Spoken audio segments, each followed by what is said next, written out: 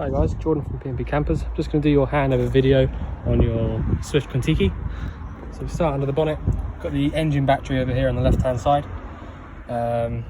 Brake fluid in the servo, attached to the servo down the back. Power steering fluids is in the front of this reservoir. Engine oil goes in through this yellow cap at the top, and then you can check it through the dipstick there at the bottom. Still yellow topped.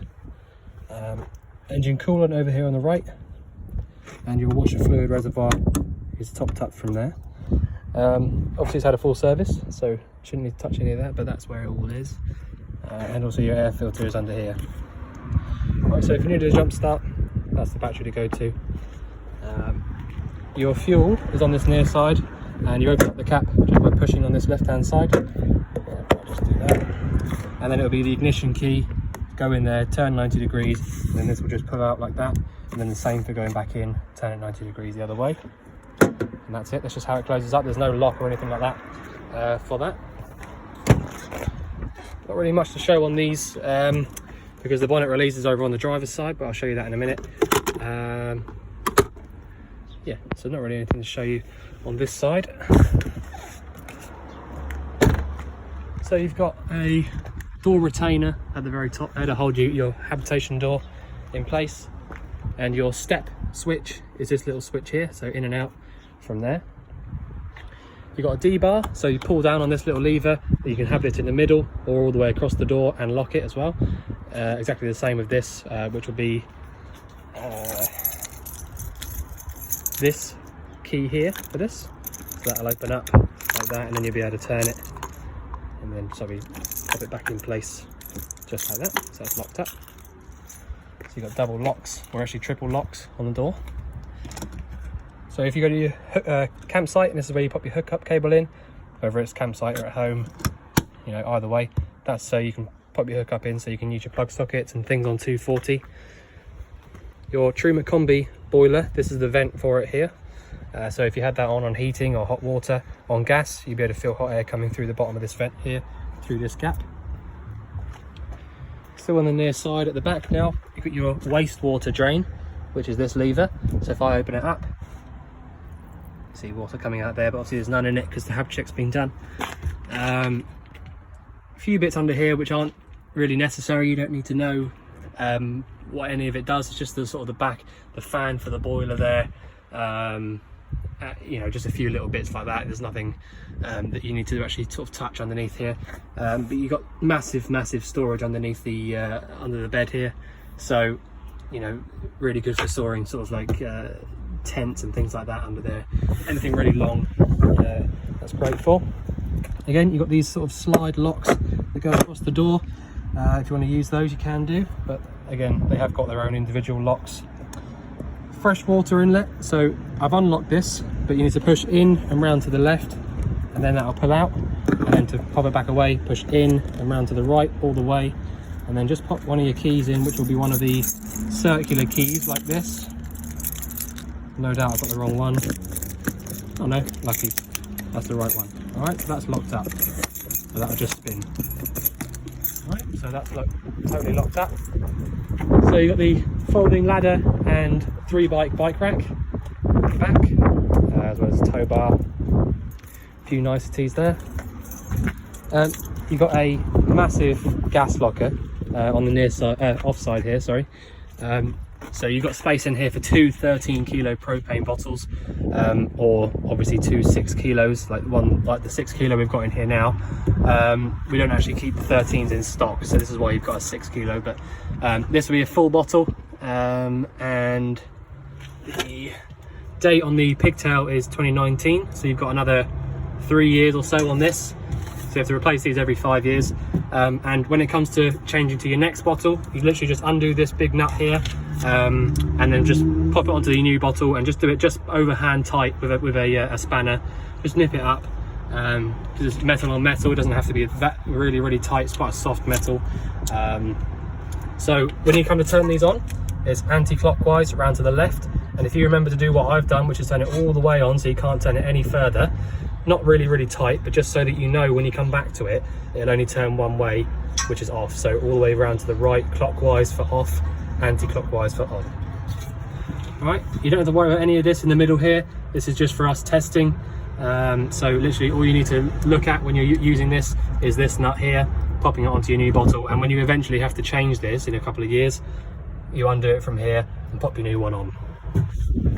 All right, so carry on now. You have got a locker underneath, so that will be one of these keys. That'll be this big wide key here to get into that locker underneath. But above that you've got the toilet cassette locker and flush fluid system. So this is where your pink and water fluid goes in. So you sort of pre-mix some pink fluid with some water, so about 1 in 10, about that. And then you pop a couple of litres in there if it runs out, so say 2-3 litres. And then you literally just pop that in and turn with one of those circular keys again, lock that up. And your toilet cassette, I've got it out at the moment. If I pop it back in to actually release it and take it out, pull this little lever up and then pull all the way out, and then you can take that all the way out then. So all you need to do when you're emptying this out is undo this here, turn it so it's facing forwards, and then hold the little yellow button down as you're emptying it, because that's a little pressure release valve and you'll find that it comes out a lot easier that way. And that's about all I need to show you really, except from if you find that you can't take this out, if one day you go to take it out and it won't come out any further than about here, then you need to go into the inside of the van and just close the flap over from inside the bathroom, because you'll find that you've left it open by accident. So if I show you on this side, so under the steering wheel here you've got this lever, so that's to release the bonnet, not to be confused with this one here, which is your steering column adjuster. So if you pulled that all the way out, you'll be able to move the steering wheel up and down to wherever you feel comfortable. You've got a 5-speed manual gearbox with reverse, which is pulling up on this lever here, over and up. Just make sure it's 9 gear.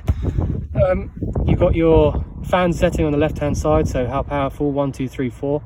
Hot and cold, where you want it. Leave it down on cold, it's quite a hot day. And then on the right hand side, you're sort of where the air goes. So windscreen on the right hand side here, face and feet, just feet, you know, so whichever one you feel comfortable with. And yeah, so pretty simple really, not too much. The horns on the actual steering wheel itself, and the hazard warning lights are just there, the red button over there.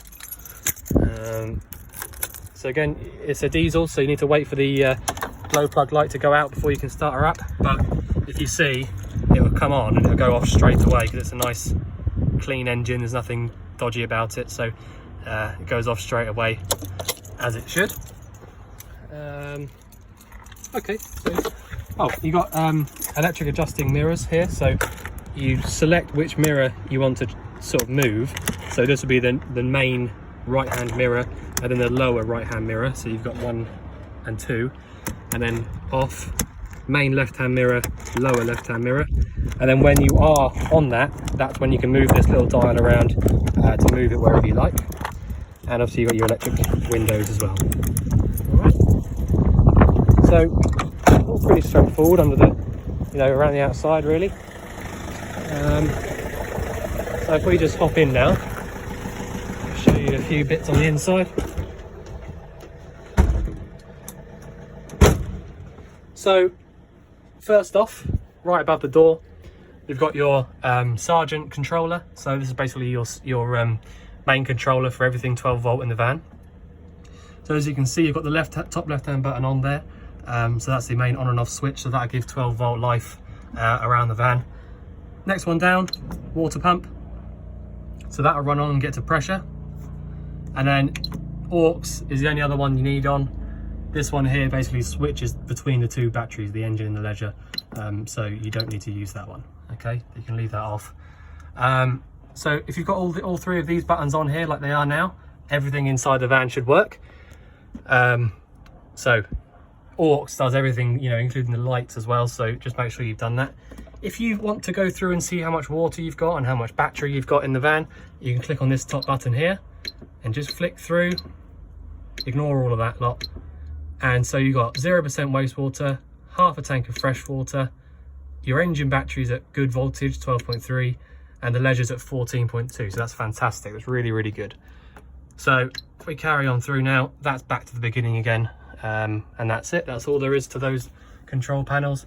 So the top right hand button there is for going through and checking things, your voltages and how much water you've got. And if you've got these three buttons on here, your water will work and your lights and everything 12 volt will work. Okay, so the first thing you're going to want to do when you come into the van, if you're going to use it, you're going to get your water hot and things like that, is you want to make sure that you've got those three buttons on there, including the pump, and just come to your main sink tap and pull the hot water like this. Just pull it through and make sure there's no sort of serious air in the system, and pull it over to the cold, sorry. Just do the same thing. So there you go, we've got no air in the system at all. Then you can turn that off and let the pump run off like that. So that's perfect. So yeah, that's exactly what you need to do. So you need to come in, make sure there's no air in the system, and if you want to, you can do that in all the taps, but they're all exactly the same. You know, if you haven't used the van for a while, then I would suggest to come in here and do this. Just make sure there's no air in the system. Just go through, shower, everything. You know, you don't have to do it with a toilet because that's a different system, but just come through, pull the taps, make sure there's no serious air in the system, and once you've done that, you can then come up to here, which is your boiler controller, and then you can use your hot water. Okay, so you can't really do, you definitely shouldn't use your hot water until you've done what I've just shown you. So this next one here is a Truma C. So it's a, you can use your hot water on electric. All right, so you've got this green switch here, which has water. As long as that's on, and this switch down here is on as well, that means that your hot water is, or your boiler is heating up the water via the 12 volt, the hookup, sorry.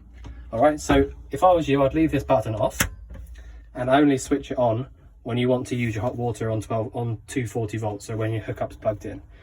All right, so I'd leave it off, because if you plugged your hookup in and forgot that it was on, then obviously you're going to be heating up your water when you don't really want to. So just switch that one on if you want to use your hot water on the hookup.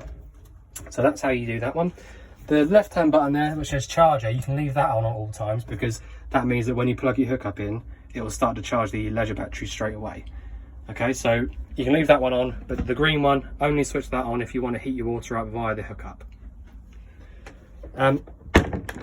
So the other way to use your boiler is via the gas, which is what this dial is up here. So this is all gas only. So if I flicked it up 1, that would start to that would light the boiler up, and it would start to heat the water that's in there up to 40 degrees, because it says 40 degrees up there. If I went up 1 more, it would start to heat the water up via the gas to 60 degrees. Okay, so if I just leave that a second, you hear the boiler light up, which is the small circular vent on the outside, which I showed you. And as long as you don't get any red flashing lights on this little dial here, like that, so that's because I've just turned the gas on. Okay, so the gas hasn't reached it yet. That's totally fine. So as long as you don't get that light come on there, it means your boiler is definitely lit. And then you're back down to the middle for off. If I went down 1, that's heating only, again on gas. If I went down 2, the heating and the hot water at 60 degrees. Okay, and this little bit in the middle is basically just a dial for the fan. Okay, so I just heard that, it just lit up just then. All right, so because I'd only just turned the gas on just before the video, that's why it didn't quite reach it. But there you go. So the little dials you got down there, hot water is the squiggly lines with the numbers, and the little flame symbol means heating. So at the moment, the boiler is trying to heat the water up to 60 degrees and heat the van up as well. Back to the middle, and that's off. There's no vent that you have to put on the outside of these ones, so you don't have to worry about any of that. But yeah, so essentially this is your boiler controller for gas, and then if you want to heat your water up via the 240, it's that switch there inside the wardrobe. You've got a few bits and pieces inside the wardrobe. So you've got your antenna, your aerial, sorry. You've got a solar panel connected to the controller there, so that tells you your current voltage. So if you want to have a look for your voltage, you can look through there or in the cupboard, totally up to you. This here is called your PSU, your power supply unit. So as long as you've got your hookup plugged in, this light should be lit up and charging your leisure battery. And if you found that some of your plugs weren't working, then you can come in here and check here for your RCD or MCBs. Make sure they're all in the up position, showing red. And you've got a few 12-volt fuses down here on the left as well, which all tell you exactly what they're for and what they're doing. So, you know, if your lights all went out, then obviously let us know, but you can, if you want to, have a little look in here and just check that all these fuses are okay. But other than that, you know, quite simple. Under here you've actually got your boiler itself, so not really much to show you, if I'm honest. It's not, you know, it's mainly just things for us, you know, if anything ever went wrong. But you know, just interesting to know that's where it is. Pop that back down. So all these little switches around here are all just for lights, so you can go through and, you know, work out which lights you do and you don't like. So next thing, well, next most important thing probably, is your three-way fridge. So it's behind this locker door. So three-way fridge, because it works three ways. You can either have it lit up on gas, working on the 240, or working via the 12-volt battery. So the 12-volt battery, first of all, won't do anything until your engine's running. And that basically just starts to warm up an element in the back of the fridge, which cools down the ammonia fluid in the back. So that will only really do anything if the fridge is cold already. Okay, so the 12-volt is for your engines when your engine's running, when you're driving, but it only keeps the fridge cold rather than getting it cold on its own. Next one up, 230. Again, won't work because I've not got a cable plugged in, but that'll cool the fridge down really nice and quickly via the 240-volt element in the back. And like I said, that'll only work when you've got your hookup plugged in. And so, you know, make sure if you're going to use that one, then that's a good one for using overnight before you go away, for example. So if you were going away tomorrow morning, pop it down on the 240 with a cable plugged in for the night, and then when you get back into it in the morning, everything will be freezing cold inside the fridge, and then you can flick it down to your 12-volt for when you're driving. And then you're right. Just doing your video. Video? Yeah, handover. Yeah. Oh, sorry. That's all right. I just want to... All right. And then the top one here is how you work the fridge on the gas. So you see it's lit up there, and the yellow light inside there will be not flashing, so it'll be constant. You can hear it light up as well, but also you can put your hand over the back of the vent at the back to make sure there's hot air coming through. And then back to the middle for off. So again, the gas side of things is exactly the same as the 240 volt, sorry. And that will get the fridge nice and cold the night before, for example, or a couple of hours at least. You know, these fridges do take a little while to cool down. It's totally normal. We do have people asking us, you know, saying that you don't think it's working properly, but I assure you it is. It's just that they do take quite some time to cool down. Freezer compartment at the top, which just pulls down like so. And so yeah, I mean, really they're in efficiency order, if I'm honest. You know, so the gas gets it coldest quickest, 240 volt gets it coldest. You know, it gets pretty cold, but not quite as quickly, and the 12 volt only keeps it cold, and it's only for when your engine's running. All right, so there you go. So line up the gas, lit straight up.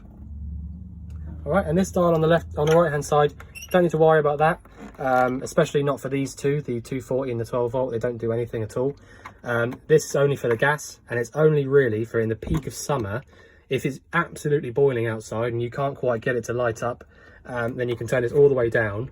Try it. If it lights up okay when you've done that, once it's lit, you can turn it all the way up.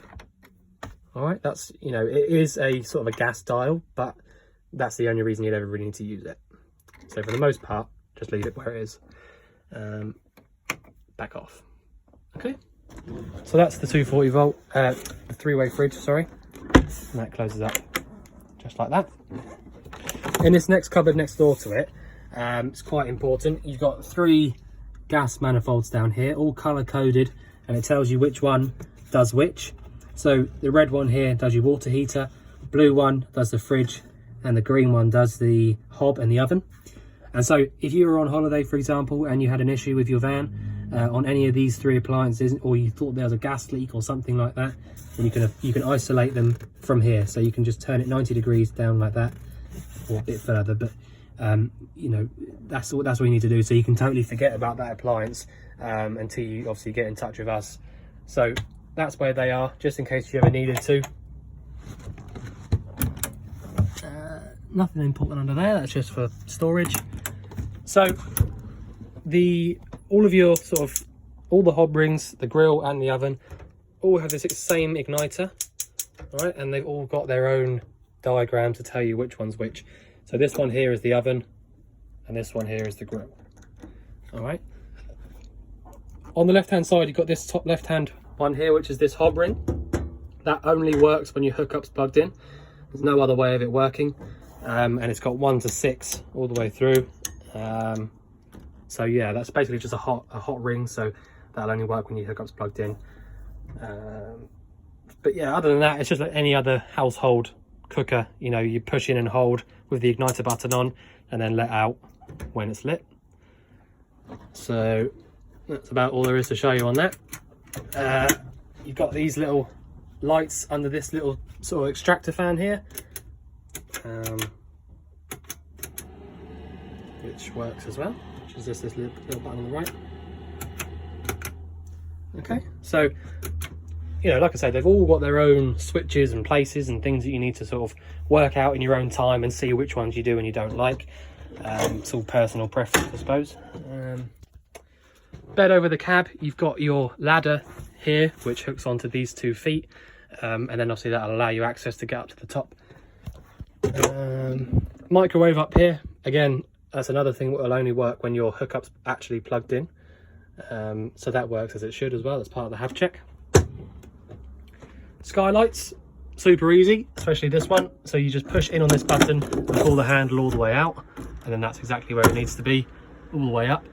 Or you can have it in these little gaps here, so it's slightly open now but not very much, and pop it away all the way up. Next one, you've got the main Hecky skylight. Unwind this until it starts going up, and then just keep going as far as you like. And when you pop it away, when it gets down to here, so it sounds like, I mean, it is all the way down, but if I were to push it up now, it's still got plenty of play.